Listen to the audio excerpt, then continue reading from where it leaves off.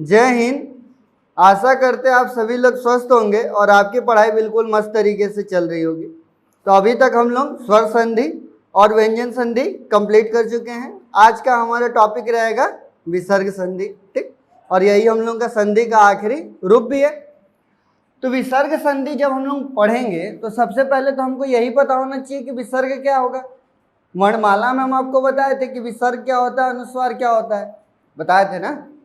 तो विसर्ग किसको कहते हैं? इसको कहते हैं या इसको कहते हैं? कौन सा चिन्ह इसमें से विसर्ग का है? ये अनुस्वार है और ये क्या होता है? विसर्ग होता है। क्लियर? इस अनुस्वार को हम लोग नासिक के वर्ड भी कहते हैं और ये अनुस्वार अपने में यहाँ पे जो यूज करते हैं ये तो दिखता ही नहीं, यानी किसी भी वर्ण के संग ऊपर बिंदी लगी रहती है उसी को हम लोग अनुस्वार कहते हैं।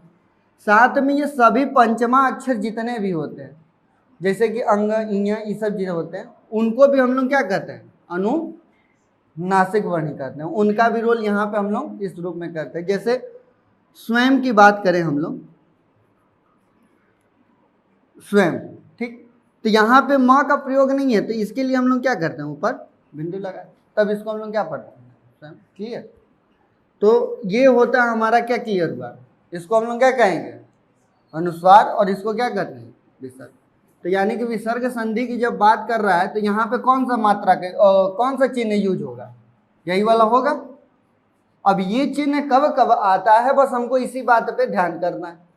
जैसे व्यंजन में हम लोग पढ़े थे कि उसके भी कुछ रूल थे, तो इसमें भी कुछ रूल है, इसमें भी कोई प्रकार नहीं है। जैसे स्वर के 5 भेद थे तो वैसे ना व्यंजन में भेद मिले हमको ना विसर्ग में मिलेंगे, पर इसमें भी हमको क्या मिलेगा? जैसे व्यंजन में कुछ नियम थे तो वैसे ही विसर्ग के भी अपने कुछ नियम है कि कब कब विसर्ग बनता है।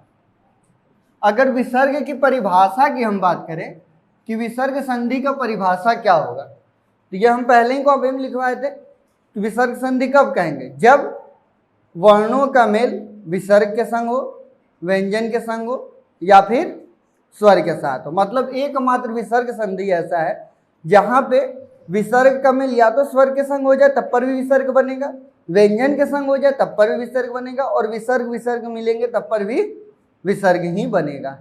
अब व्यंजन में क्या था कि वो स्वर या व्यंजन दोनों के साथ किसी से भी मिलता था तो वो क्या बनाता था? व्यंजन बनाता था। और स्वर में क्या था कि जब स्वर हो और दूसरा भी स्वर होना चाहिए तभी वहां पे स्वर संधि होता था। ये क्लियर है? तो आप लोग समझते हैं इसका पहला नियम। तो यहाँ पे दिया है कि विसर्ग का विसर्ग में ही परिवर्तन होता है।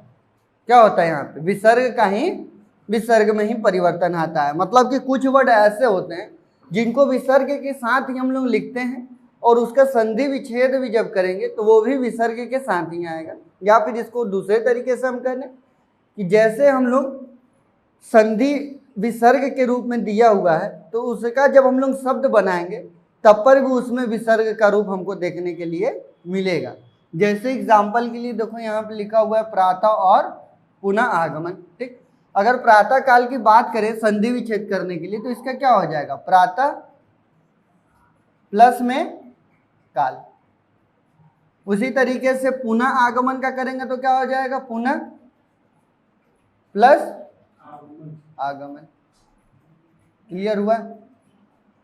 यानी कि यहाँ पे परिवर्तन क्या हो रहा है? विसर्ग का विसर्ग में ही हो रहा है। क्लियर?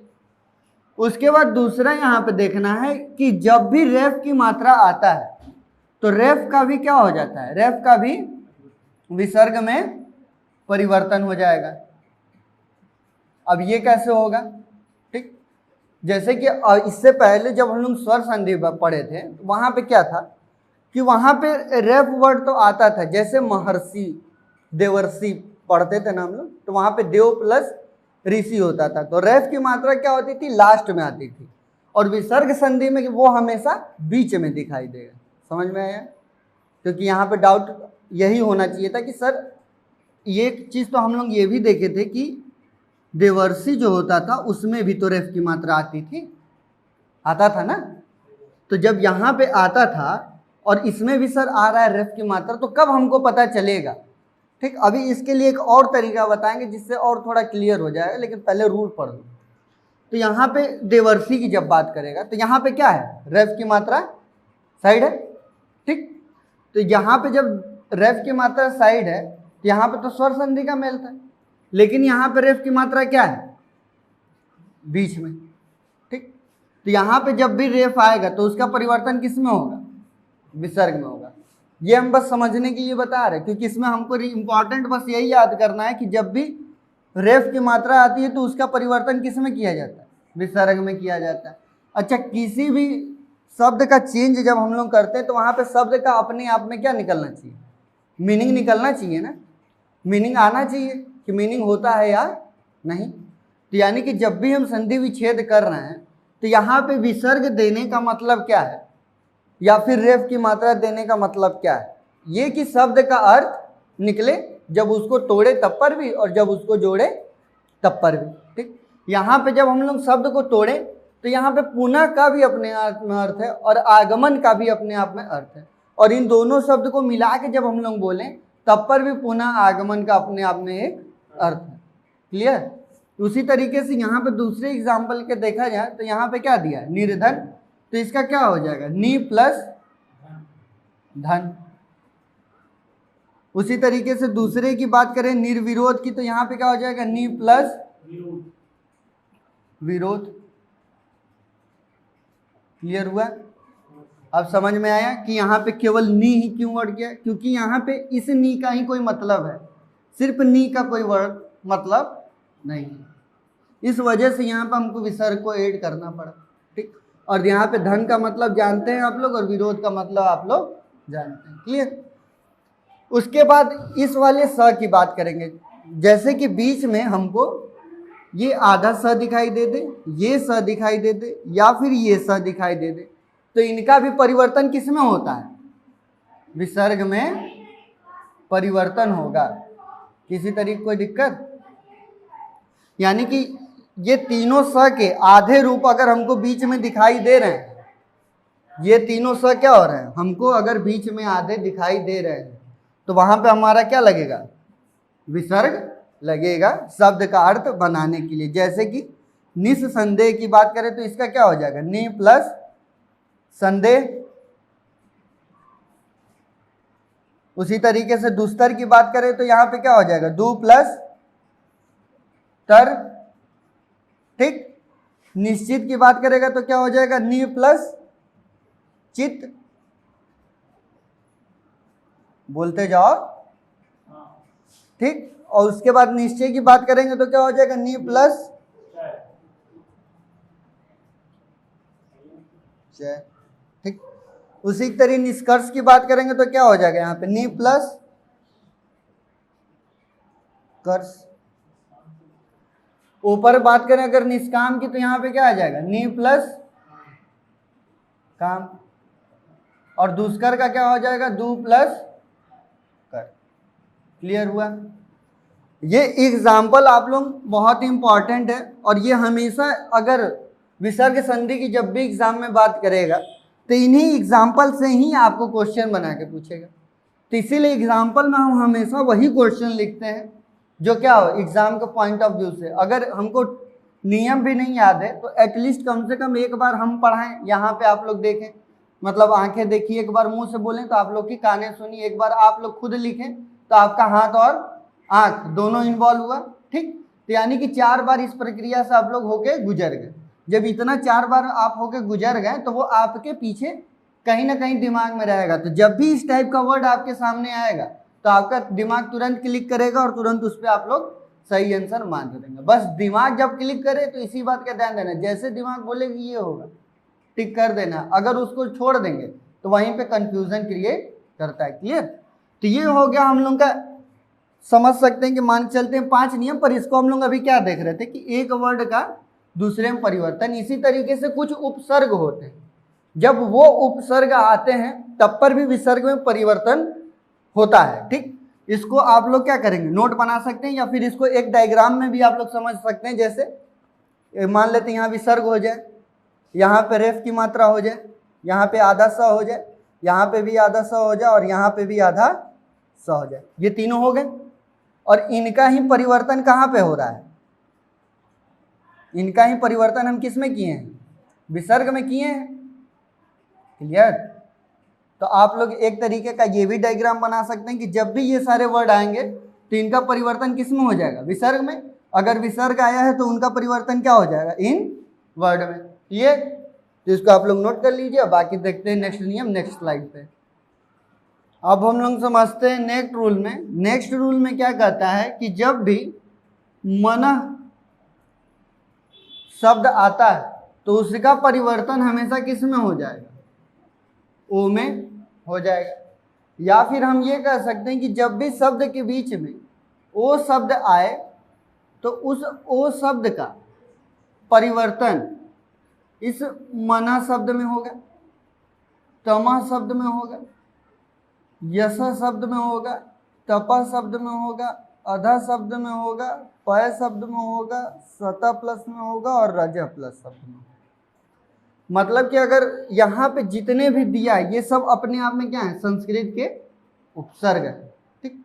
जब भी इन उपसर्गों के बाद, मतलब जब भी शब्द इन उपसर्गों के साथ शुरू होगा तो यहाँ पे इन उपसर्गों का परिवर्तन किस में हो जाएगा, ओ में।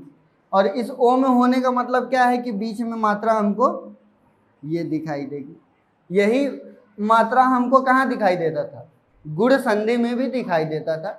पर वो कब दिखाई देता था हमको, गुण संधि में। अगर हम इसकी बात करें तो ये हमको गुण संधि में भी बीच में दिखाई देता है और यही हमको विसर्ग संधि में भी दिखाई देता है। तो अब इसमें अंतर कैसे कर पाएंगे हम लोग।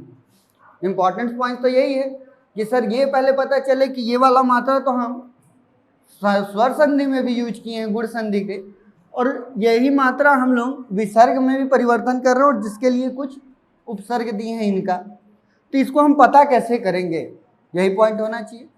तो इस शब्द का जब हम लोग परिवर्तन करते हैं स्वर में तो ये किन दो शब्दों से मिलकर बना है, अ प्लस में ई से मिलकर बना है।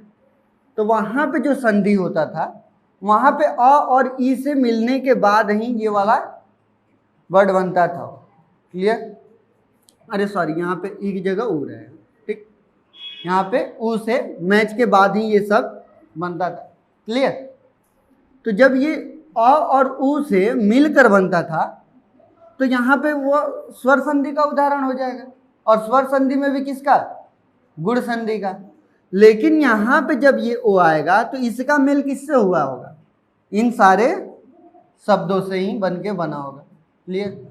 अब इन सारे शब्दों से बनकर कैसे बना होगा इसके कुछ एग्जांपल्स हम लोग समझते हैं। जैसे कि यहाँ पे दिखा है मनोविज्ञानी, तो यानी कि यहाँ पे क्या होगा, संधि विच्छेद, मन प्लस विज्ञान। क्लियर हुआ। अब देखो यहां से वर्ड कौन सा आया, मना आया,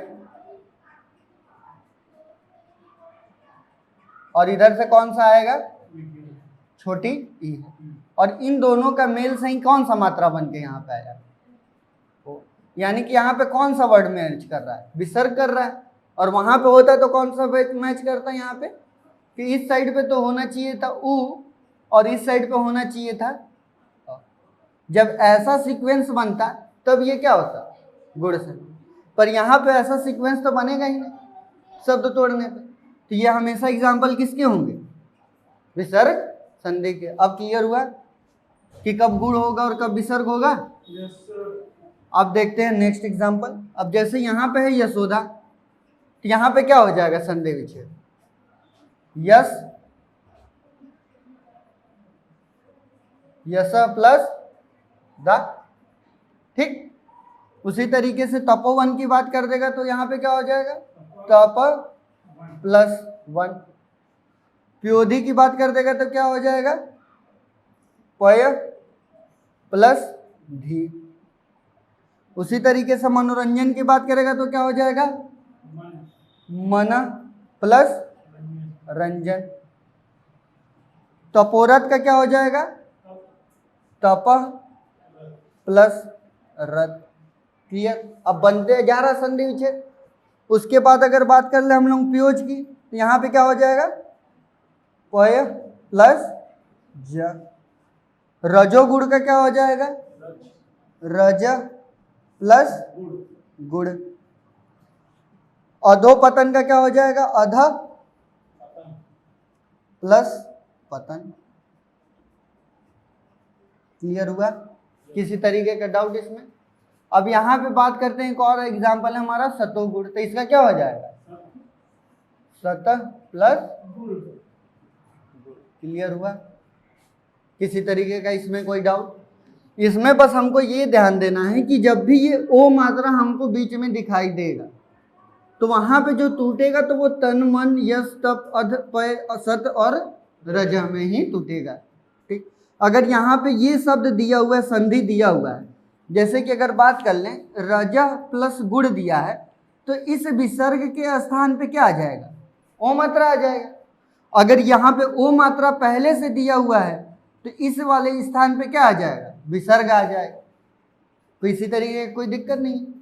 डाउट लग रहा है कोई? अगर कोई कंफ्यूजन है तो पूछ सकते हैं। ठीक, अगर इतना क्लियर है तो यहाँ पे हम लोग जैसे अब तक आप लोग जहाँ भी पढ़ते होंगे, क्योंकि जरूरी है सब लोग कहीं ना कहीं पढ़ता होगा, तो यहाँ पे हम पिछले जो 5 नियम बताए थे वो पांचों नियम अपने आप में अलग थे, उनको हमको अलग अलग तरीके से पढ़ना था, लेकिन सबका कॉन्सेप्ट क्या था?